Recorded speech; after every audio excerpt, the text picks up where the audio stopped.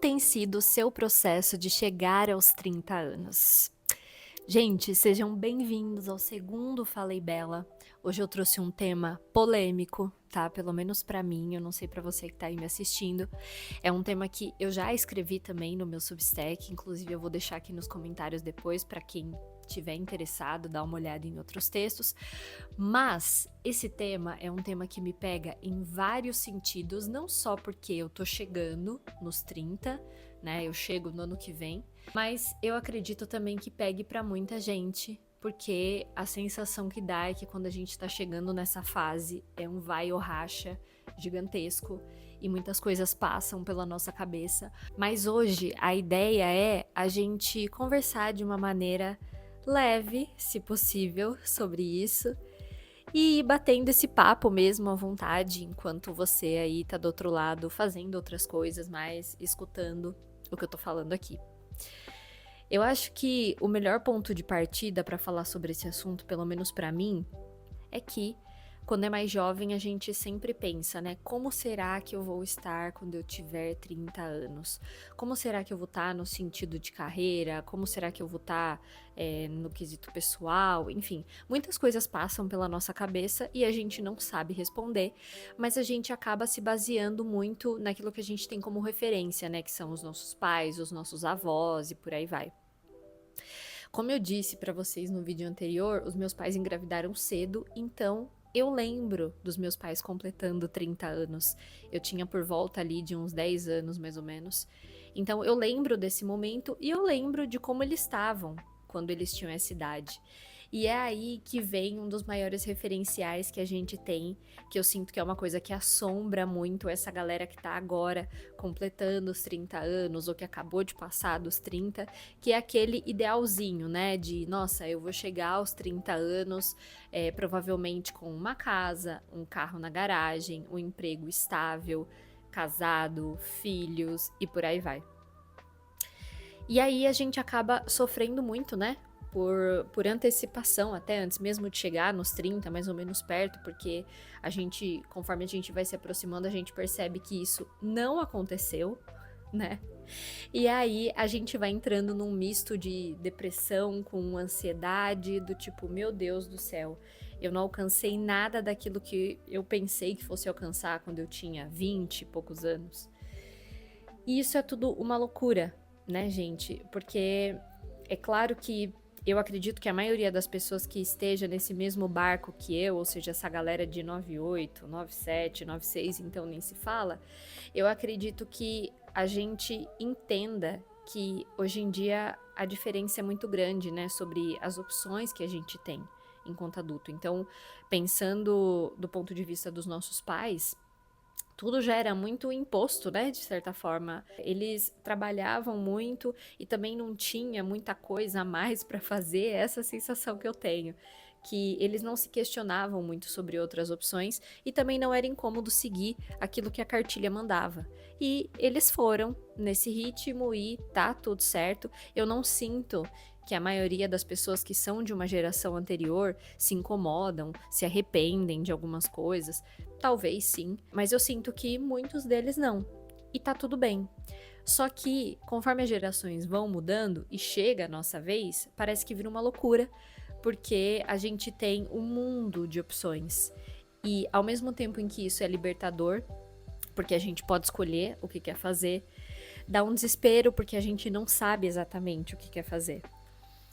E eu sinto que a chegada dos 30, ele é como um marco na nossa vida e é uma idade que vem pra dar um recado pra gente que é mais ou menos assim, ou vai ou racha. E aí isso traz também um novo desespero que é, meu Deus, eu não conquistei aquilo que eu achei que fosse ter, né, quando eu chegasse aos 30 anos. Agora eu preciso tomar uma decisão porque eu tô no limite dela e eu não sei o que fazer. Então, vem dois medos na nossa cabeça. Um de não ter completado aquela cartilha que foi imposta pra gente como referência de anos atrás, e o outro por não saber o que fazer a partir dela, a partir da ausência dela também, né? Eu fico pensando muito sobre esse assunto porque quando eu olho pra mim E para as pessoas ao meu redor que estão passando por esse momento, é como se a gente se sentisse sempre em uma corrida, atrasado, de preferência, só que a gente se sente atrasado, mas ao mesmo tempo não sabe onde vai dar, qual é a linha de chegada dessa corrida. Então é muito doido, porque a gente fica tentando se comparar não só com os nossos pais e avós nessa idade, mas também com as pessoas que estão ao redor. E a real, gente, é que eu acredito que pra essa galera que tá chegando nos 30, que acabou de passar, tá todo mundo praticamente no mesmo barco.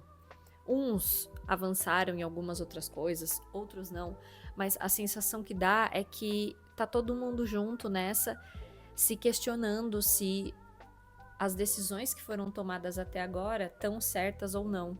E isso é muito relativo também.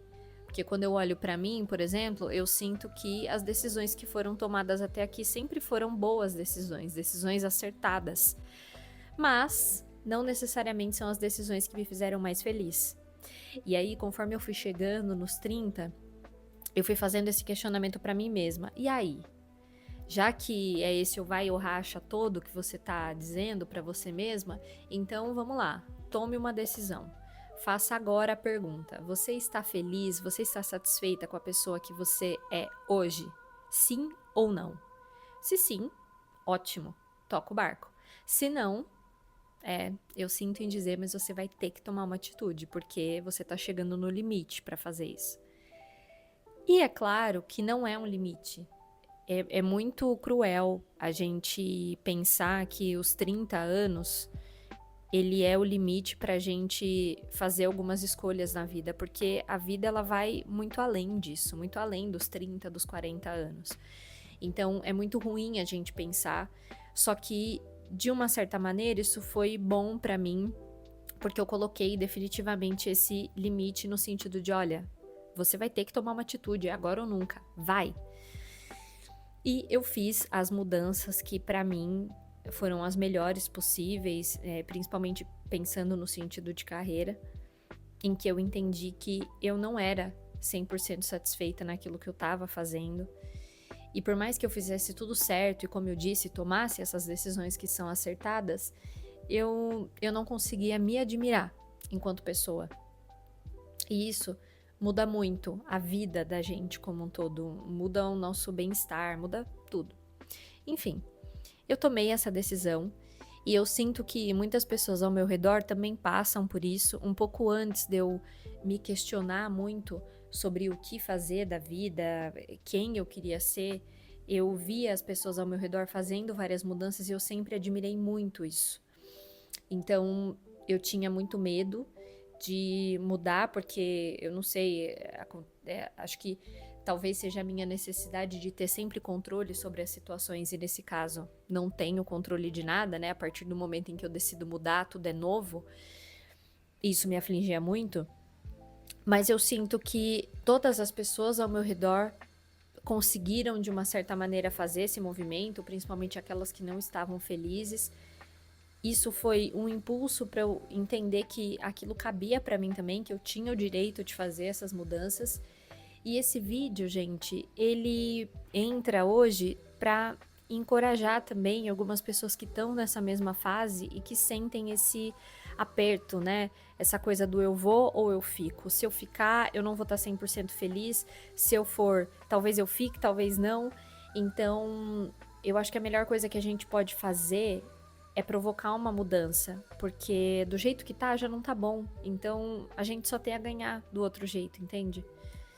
Eu sei que quando a gente tá chegando nessa idade, as mudanças elas também têm um peso muito maior, porque a gente tá falando muitas vezes de abrir mão de uma carreira, por exemplo, e a gente sabe que abrir mão de uma carreira aos 30 anos faz com que a gente recomece em outro lugar, e isso muda totalmente o nosso estilo de vida, porque isso mexe com o financeiro, mexe com tudo, né? Então é muito fácil dizer, é isso, você não tá feliz sendo dentista? Pô, muda. Começa agora uma faculdade de psicologia.